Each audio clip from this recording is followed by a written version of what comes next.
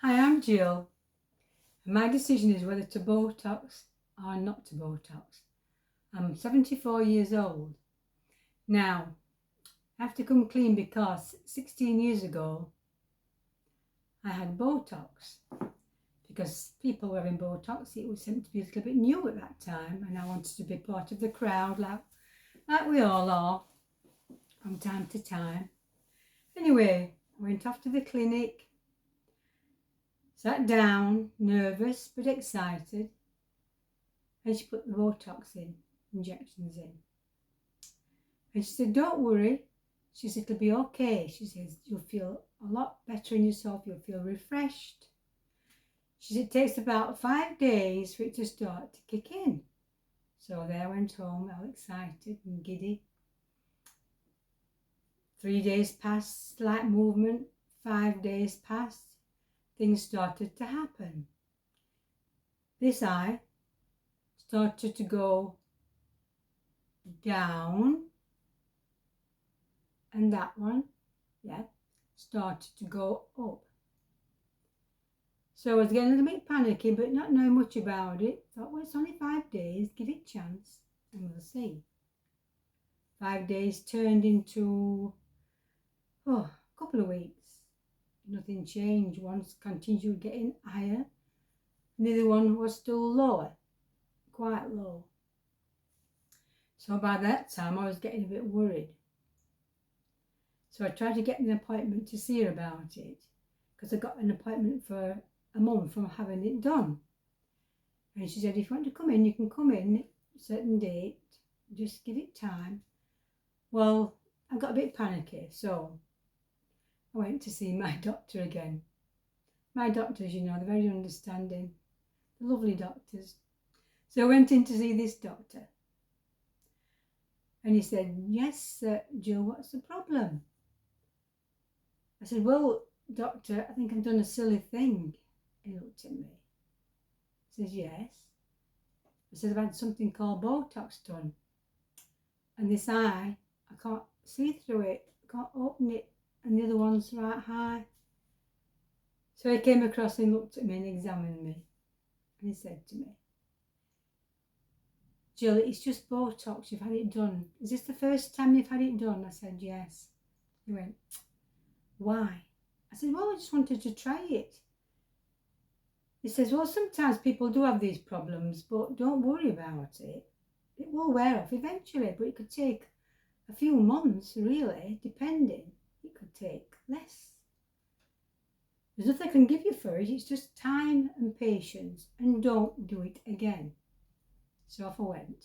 And that week, I got a physio appointment. So I was due to have spinal surgery, but I was having physio for a few weeks before that. Well, I felt so silly. I went to this physio appointment, and these two physios, bear in mind, I got one eye taped up and the other one was still down. I can laugh about it now, but it was a bit traumatic at the time. So there I was in the physio room, giving me some physio, and I couldn't really concentrate. I was trying not to look at them because I felt embarrassed. And they must have thought, what's the matter with this woman? What's wrong with her? So I tried my best to get through this physio session. And I waited and I waited for it to disappear. Meanwhile, I went to my sister-in-law's and she said to me, Jill, what's wrong with your eye? It looks strange, it looks weird. Have you got an infection? I said, no, it's just one of those things. I didn't say anything to her because I didn't want any of my family to know about it. My husband was the only one that knew about it. He was a bit angry because I hadn't told him beforehand that I was having it done. And all the moaning about it obviously was getting on his nerves. But anyway, the thing is, that was 16 years ago. Do I have Botox again? It's advanced a lot more now. I do stay as I am. Because I'm not meant to be 25, 35, 45, 55 anymore. I've been young once, and it's not my turn anymore. It's somebody else's turn. It's my turn to be a great grandmother. And I should look nearer my age than younger, because it's confusing for them, isn't it, youngsters? Now, there's nothing wrong with Botox for anybody who has it. And believe me, it can make you feel confident and everything like that, or so I've been told, you know. But do I try it again and risk the same problems? Or do I just think, well, I haven't had enough needles and things in my life and worries and woes. Shall I just stay and be myself? Slap some different creams on that I try to use, the facial massages that we all try to do. And obviously, we're having illnesses. You lose lots of fat on your face. And there's no cream in this world that I can think of that's going to give me the volume in my face that I've lost through illness. They may make my face look more smoother and conditioned, but they're not going to put back anything underneath there.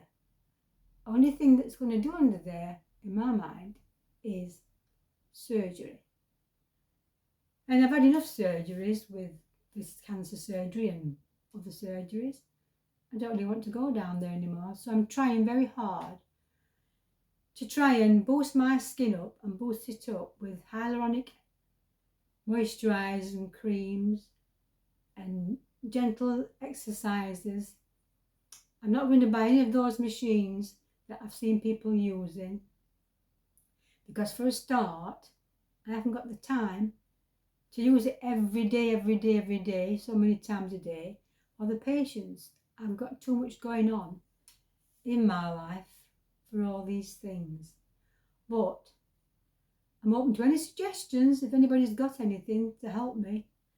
But apart from eating sensibly, because after I've had the colon and everything sorted and taken away, colon cancer, I've got to eat sensibly. And I think the vitamins and things like that, the food you eat, the fresh fruits and veg, are worth anything really, aren't they? They're the best things. And gentle exercise. And just mindfulness, just to relax yourself and make you feel a little bit better. Because life is very stressful for everybody. Everybody has stress of some sort or another. And when it's ongoing and you go to bed, it's going round and round, and you can't get to sleep, it's very difficult. You know, we're all in the same position, lots of us are. It's a fast pace today, a lot faster than it used to be. So, I'm going to try, not today, but I'm going to get my stuff ready. I'm going to take all my makeup off. And I only use Maybelline products. I can't afford to really spend a lot of money on different products, because I have a lot of great-grandchildren, grandchildren and family, and I love to buy them things, and I'd rather do that. So I stick with the Maybelline brand. So I use various other things to boost that up as well, but that's what I stick with. So today, the sun has gone. It's been absolutely horrendous. We're not used to this scorching hot 38, 40 degrees in Britain. So it's been a struggle for both of us, because we don't have any air conditioning or anything like that, like some countries have. And even then, in some countries, there are many people, they can't afford to put it on all the time. People that work in the bars and different things, they have to switch it off. They can't sleep with it all the time. It would cost them too much money. It costs a fortune. Everybody has lots of bills to pay. So my decision up to now is to not go with any more Botox, to not try it again. I'm not saying I never will. Might be tempted. Who knows? We'll have to wait and see. But that's what I want to talk about today. Now, I hope everybody else is feeling well and they're all okay. And it's been a bit difficult for the last 2 weeks. I've had lots of migraines. So I've been to the doctors, I've been to the opticians.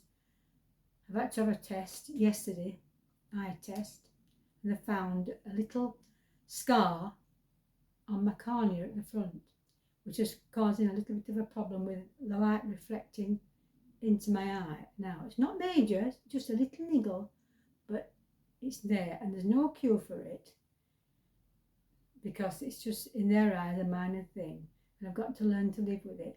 But that's life. It'll just give me maybe one more wrinkle, and that's how it goes. Just have to get on with it. Anyway, I'm glad to have this little chat again. Like I say, keep safe and well, and I'll talk to you all again soon. Bye everybody. Bye.